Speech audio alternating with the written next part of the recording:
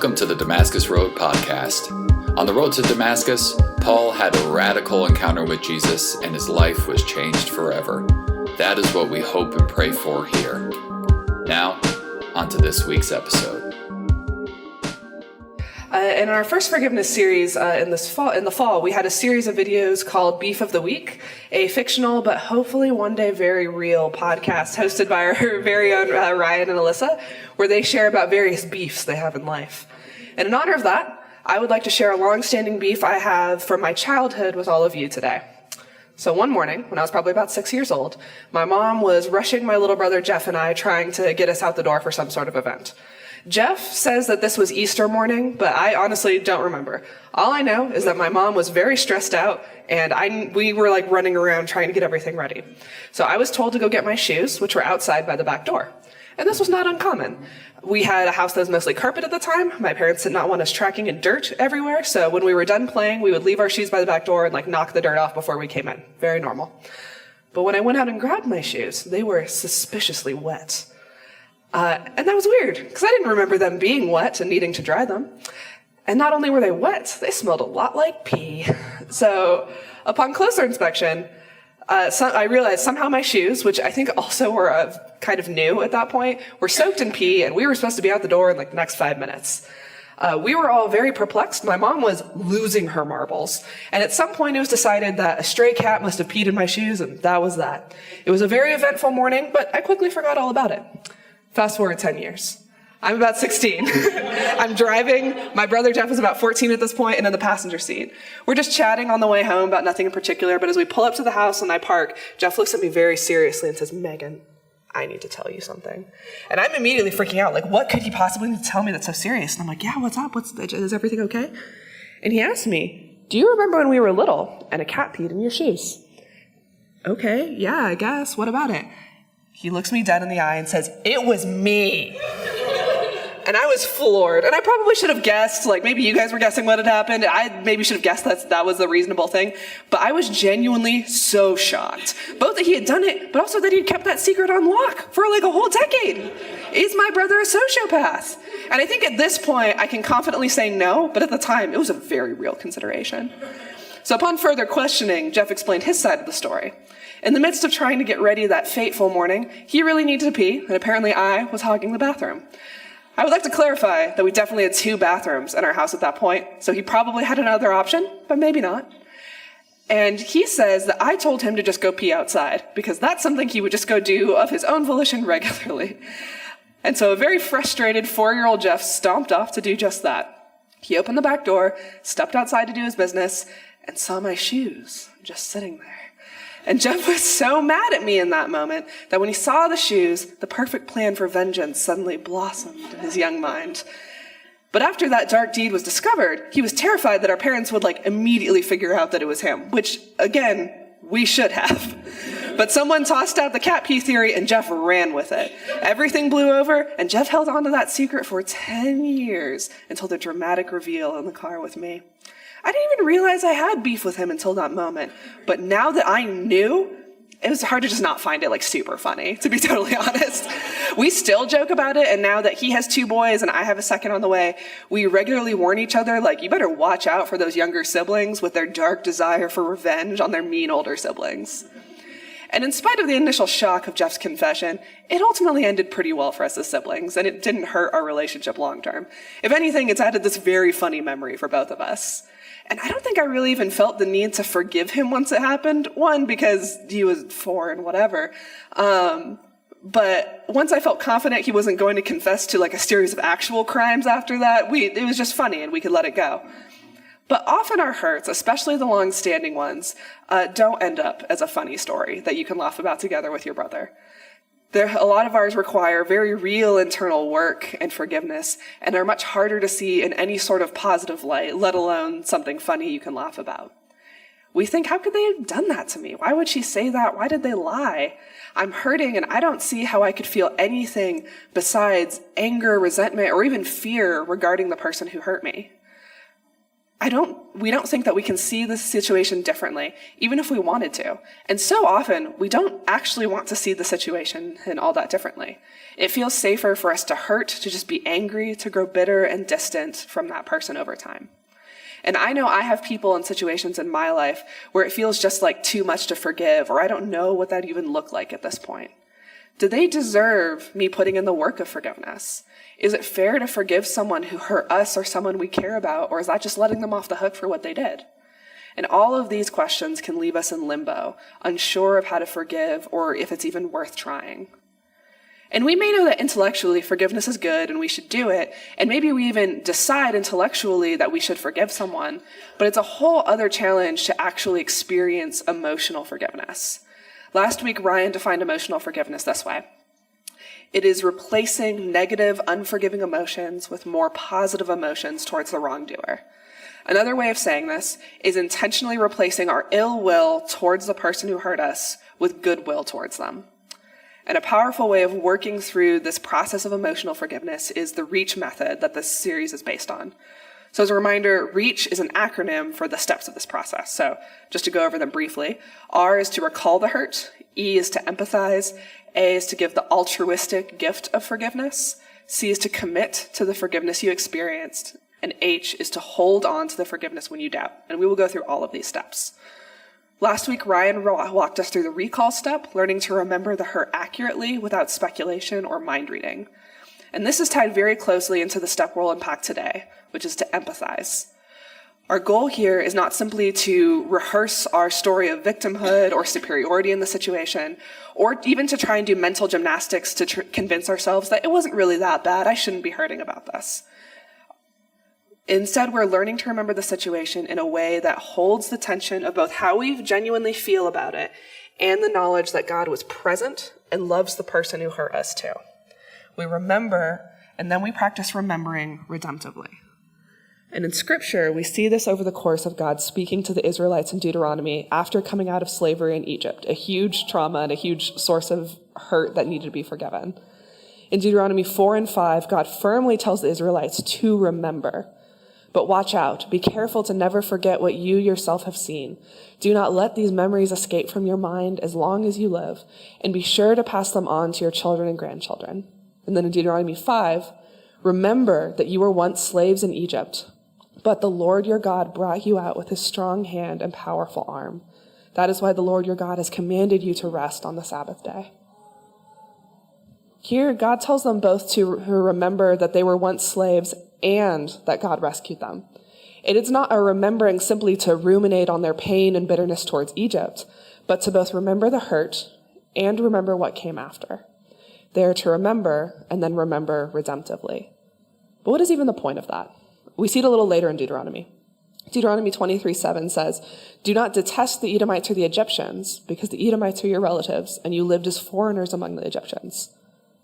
Do not detest, do not hate, and harbor ill will towards the Egyptians, the very people who hurt you deeply. God tells them to not let unforgiveness fester in their spirit, coloring the way they view other people made in the image of God, just like them. The Israelites are not told to simply forget what happened and move on from it, but to remember it differently. This happened, and yet God was there. They hurt you, and yet God loves them too. Do not hold on to ill will towards them, but work to replace it with goodwill. And this is where I think it's important to differentiate between forgiveness, vengeance, and justice. I think it's really easy for us to think that if we forgive, then what we're saying is that what they did was right, or that it was at least okay. And if that's true, then I shouldn't will their good. In fact, it makes it more sense to will harm towards them because I don't think it was right. But that's vengeance, and vengeance is the opposite of forgiveness. It's wanting ill for the person instead of good. But often we mistake vengeance for justice. If what they did was wrong, then what I should want for them is to experience a consequence, not for me to want their good. But in reality, justice, the desire for right to win out, is not exclusive with forgiveness and vice versa. I can forgive someone and recognize that what they did was wrong and deserves a consequence. It is not justice for me to force that consequence via my own bitterness. So what do we do instead? We empathize. John Ortberg talks about empathy as seeing with magic eyes, learning to view someone through a lens of grace and love so that you can actively feel compassion and empathy toward them. And to be clear, this is not the same thing as sympathy. This is something we often kind of conflate. I once heard someone differentiate sympathy and empathy, with sympathy being to share the emotion with someone, where empathy is feeling both your emotion and the other person's and holding them at the same time. And I think that's pretty accurate. I may not share your emotion and why you did what you did, but I can try to understand, to seek your perspective and to understand what you were feeling while I maintain my own emotional integrity. This is what allows us to hold, you hurt me, and that wasn't okay, with, I see why this happened, and I forgive you and love you, in the same moment, as hard as that may be for us to do. And one way we can start to practice empathy is to kind of turn this around from someone who hurt us and think about a time that we hurt someone else. How did you feel in that moment? What led to your choice there? Before, during, and after the hurt, what were you thinking? What were you feeling? What were you doing? Sometimes we know immediately that we messed up in a situation, but often that we're just doing the best we can with what we have in a given moment, and it's much easier for us to contextualize and minimize our mistakes than it is for us to extend that understanding to someone else. I know that I have felt pretty judgy in the past when I see a parent explode on their kid in public or even hit them, and I think, how could they do that? That's your kid. But just a couple months ago, I found myself getting more and more frustrated with our toddler Joe while I was trying to do yard work. And at one point, I turned to scold him for doing something else, and he threw dirt right into my eyes. And in retrospect, I think he was trying to play and lighten the situation because things were getting tense and didn't realize he was going to throw it in my eyes. But in the moment, I was furious, and I instinctively smacked him. And I felt and still feel awful about it. I love my son deeply, and that's not how I want to parent. And in the moment, I made a poor choice that I immediately apologized to him for. But that has made me realize just how little I know about what's going on in another parent's internal world when they make an unfortunate choice and how they handle their anger with their child. And while I can still recognize that that's not right, that's not how I want to parent, and I don't necessarily agree with it, I can also extend a lot more grace towards their struggle, knowing that I too am capable of making a choice that I wouldn't normally in how I respond to my child when I'm angry. But I'll be honest though, this process of empathizing, to kind of turn this back on ourselves, is very hard for us. We're often a lot more like the prophet Jonah of swallowed by a giant fish fame, if you're familiar. Every other prophet we read in the Bible really identifies with the sin and the brokenness of the people they prophesy to. They also feel it. They also recognize that they are sinful. But not Jonah. God calls Jonah to preach to the pagan city of Nineveh that they might repent and know God. But Jonah just can't make himself do it. In his eyes, they're too broken, too evil, too other to extend God's love towards. He tries to run as far in the opposite direction as he can, but God stops him, sending both a storm and then a giant fish so that he can have a good think about what he's doing. And Jonah eventually, and very begrudgingly, preaches to Nineveh, and much to his surprise, they do receive it, repenting and turning towards God as a city. And seeing this heart change, God relents and does not destroy Nineveh as Jonah was hoping he would. And Jonah responds with what I can only describe as a temper tantrum towards God. So in Jonah 4, we read, "This change of plans greatly upset Jonah, and he became very angry. So he complained to the Lord about it. 'Didn't I say before I left home that you would do this, Lord? This is why I ran away to Tarshish. I knew that you are a merciful and compassionate God, slow to get angry and filled with unfailing love. You are eager to turn back from destroying people. Just kill me now, Lord. I'd rather be dead than alive if what I predicted will not happen.'" So dramatic, Jonah. Jeez. He is totally unwilling to show any empathy to the Ninevites, even after he has repeatedly shown he is just as capable of disobeying God as they are. Jonah would rather die than try to see the people of Nineveh as more than his enemies. And normally my response to this is to roll my eyes at Jonah's pettiness and selfishness here and be like, oh my gosh, I can't believe you're a prophet. But I think his reaction is a lot easier to identify with than we would like to admit. I know that I have people in situations where my gut reaction to the idea of forgiveness is something along the lines of, oh, no, not them. Somebody else maybe, but not them. I don't want to see them or that situation truthfully, just as Jonah did not want to truly see the Ninevites. And I know I have my own Ninevites that I don't want to see, my own Egyptians that I'm still trying to detest, even though I know I shouldn't.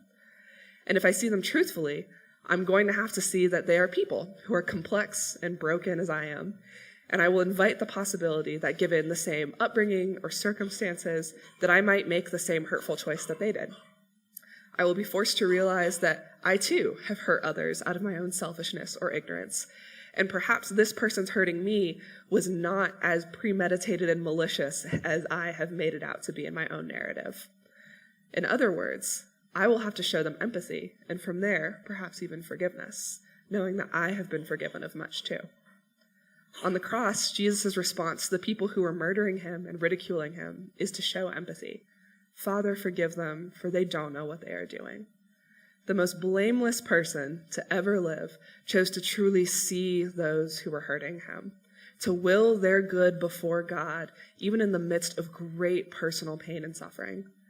Jesus doesn't minimize what's happening or say, well, this is actually fine, but he does choose to transform it into a moment of forgiveness and grace rather than one exclusively of pain and suffering. And this is really difficult work, but it's work that Jesus will meet us in if we are willing to meet him in it over time.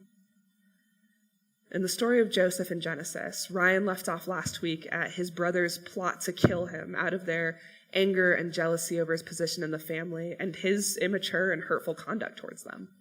They end up selling him into slavery instead, and from there, Joseph's life takes kind of a big series of ups and downs. First, he's a slave in the house of an Egyptian official named Potiphar, where he proves himself so talented and so trustworthy that he ends up running basically the whole household. And this is a pretty good gig for Joseph until Potiphar's wife tries to pursue a relationship with him, which he refuses, but the power dynamic he's caught in and the lies told about him land him in prison. But then even in prison, he ends up with a pretty high position there, and he's still very trusted, but he's unjustly imprisoned for well over a decade. In that time, he correctly interprets the dreams of the future for multiple members of Pharaoh's household, and that's totally forgotten, and he's left in prison until Pharaoh finally needs him to interpret his own disturbing dreams. Joseph is called upon and ends up in a position of tremendous power, this time over the whole country. Joseph's life after being sold into slavery is not an easy one. Even if it ends positively, it's only a few paragraphs for us, but it's a couple decades for Joseph of being forgotten over and over again. He is again unjustly blamed and punished, stuck in prison, forgotten by people he helps. It doesn't sound like a recipe for future success or forgiveness. But while it's not said explicitly, we can see that with each step unfolding in Joseph's life, God is building something in him, shaping his fortitude and his capacity to choose good even in the face of difficult circumstances. Joseph knows what it's like to be both the favorite son and the despised one, the person in charge and the person thrown into prison. He gains a level of perspective of vastly different sides of life that bends his heart towards empathy. And we're going to unpack more of Joseph's story over the coming weeks. I don't want to spoil too much of it. But much later, he does have the opportunity to face the same brothers who wanted to kill him and did sell him into slavery. And he tells them this: "You intended to harm me, but God intended it all for good." In his time in Egypt, Joseph doesn't grow bitter or vengeful, but faithfully serves and helps at each stop along his journey. And while we don't see the specifics of his internal world in this time, we see the fruit of what God is doing in Joseph's heart over these years in that one sentence. He is remembering redemptively, recalling the truth of what happened alongside the truth of God's presence and power in the situation.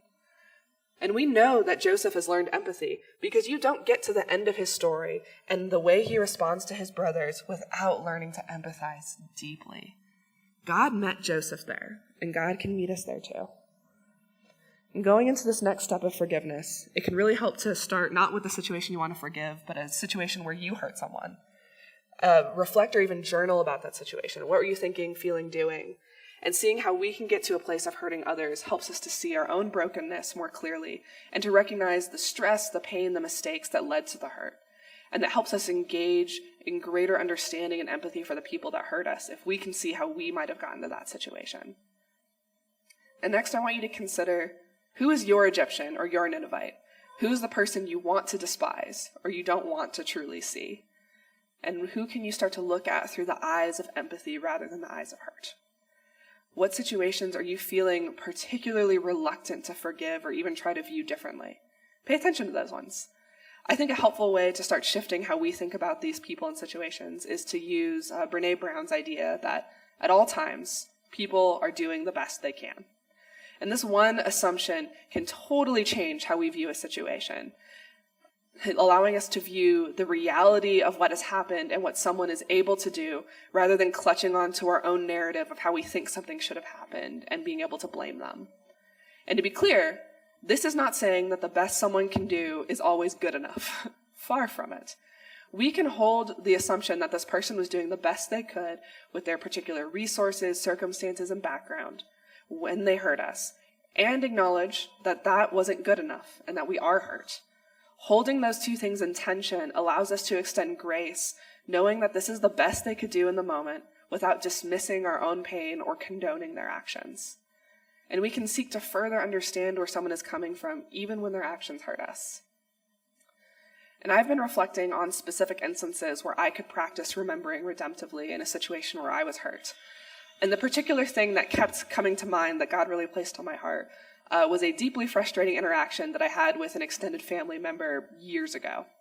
As a teenager, I'm from Yuma, so San Diego's really close, and so my family would visit SeaWorld in San Diego pretty frequently. And on one of these trips, I was waiting in line with my youngest brother, James, not Jeff, who peed in my shoes. This is a different brother. And some other family, we were all waiting in line for the shark tunnel exhibit. We'd been waiting in line for a while already when James, who was probably about 5 at the time, let us know that he really needed to use the bathroom. And none of us wanted to get out of line to take him when he'd already been waiting. So we all tried to see if he could hold it, but alas, he could not. He needed to leave, right then. One of us was going to have to get out of line to take him to the bathroom, which was disappointing, but not ultimately a huge deal.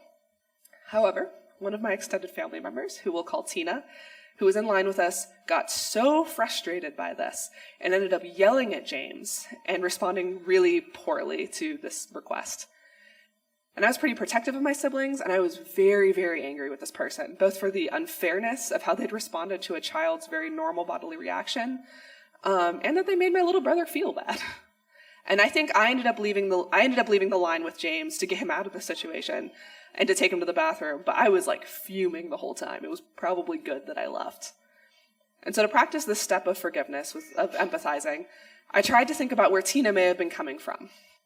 And it occurred to me that when this happened, she did not yet have kids of her own, and didn't really have a ton of experience of caring for younger children.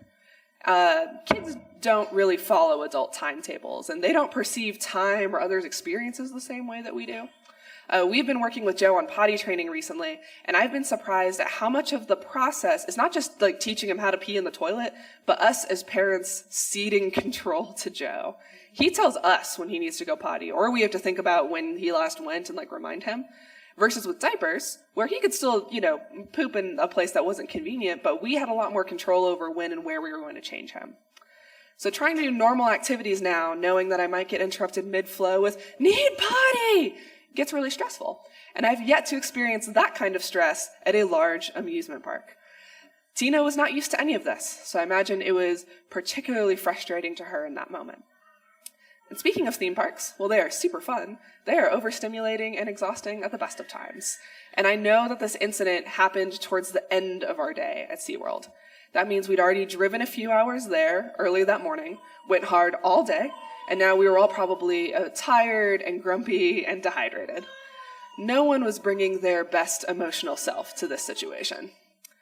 So Tina was also likely tired, really looking forward to going to the shark exhibit, which is a super chill thing to do at the end of the day, and then feeling like they were the one who was going to be stuck trying to find a not busy bathroom in an unfamiliar place instead of doing the thing that they'd been looking forward to. Should they have still responded better to a child asking to go to the bathroom? Yes. And at the same time, I can see where they could have gotten to a place where they responded this way out of frustration and exhaustion instead of kindness. She was doing the best she could, and I can have empathy for that while still recognizing that it was not a kind or appropriate behavior. And to be honest, I didn't think I even cared about this anymore, but when it came to mind as something to try practicing empathy towards the other person in, I immediately rejected it. No, God, not that one. They suck, and I don't want to forgive them. But it kept coming back, and God kept prodding me to think it over again, try remembering this one redemptively. And to hopefully no one's surprise at this point, working through this one incident was actually very helpful to me in feeling lighter and less bitter towards this person. And I hope this example can help to kickstart your own process of redemptive remembering. What person or situation can you reflect on with empathy? Choosing to assume that they did the best they could and to see them fully as a person, even if that means releasing the hurt and the narrative that you've been holding on to. And what might this mean for your own heart in the process? In his podcast series on forgiveness, John Ortberg encourages and models the practice of hearing stories of forgiveness of people to help us learn and forgive in our own lives, which I know I've found to be personally helpful to hear how other people have worked through this process. So I want to end today with the story of a woman named Mary. Mary's son was killed at a party by a 16-year-old boy, and while she is a Christian, and she said she forgave her son's murderer and thought she'd worked through things, she struggled with unforgiveness and anger for years after it happened, understandably. No matter how much she tried to just decide to forgive and move on, she couldn't do it. The hurt was simply too great. And 12 years after her son's murder, Mary came across a poem by Velma Sykes describing two women meeting. They talked to each other, and one introduced herself as Mary, the mother of Jesus. And she eventually asked the other woman who she was and if she had children. And this woman responded that she was the mother of Judas Iscariot, the man who betrayed Jesus to be killed and then later committed suicide. And the picture of these two mothers, each grieving over their children, moved Mary in the present deeply. And the idea of forgiveness and reconciliation really entered into her heart at this point. Then she decided, I want to meet this man who killed my son. She contacted the Department of Corrections, who was quick to warn her that after 12 years in prison, she was not meeting the same teenager who had killed her son, but an adult man who had been hardened by over a decade behind bars. But she still wanted to meet him. Then this man, whose name is O'Shea, said he didn't really want to meet with her. He thought that she was just going to blame him and hurl insults, and he was already serving time in prison for what he had done, so he didn't want to add this onto it. But Mary still wanted to meet with him. And about 9 months later, he finally agreed. So Mary went to the prison. O'Shea was brought out to meet her, and they sat down to talk. And I don't know, personally, how you start off that conversation. But the way Mary started was, I don't know you, and you don't know me, so why don't we start there? And for O'Shea, whose very understandable assumption was that she was going to start off the conversation by blaming him or hating him, the acknowledgement that neither of them really knew each other and being willing to just talk was very, very powerful. He chose to engage with her, and they ended up talking for hours. And in that time, they discovered that both of them were human beings who were broken and complex. And at the end of this conversation, O'Shea asked if he could hug Mary, and she agreed.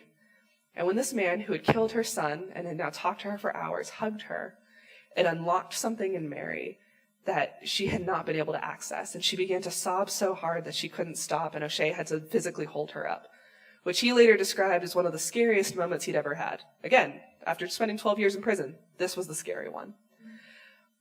But this conversation and that hug touched off a movement towards real emotional forgiveness in Mary that she had never been able to attain in all of her years of grief and just trying on her own to move on. Mary began to visit O'Shea more often, and over time they actually became friends. She hosted his welcome party for him when he was eventually released from prison, and they ended up becoming neighbors in their apartment complex.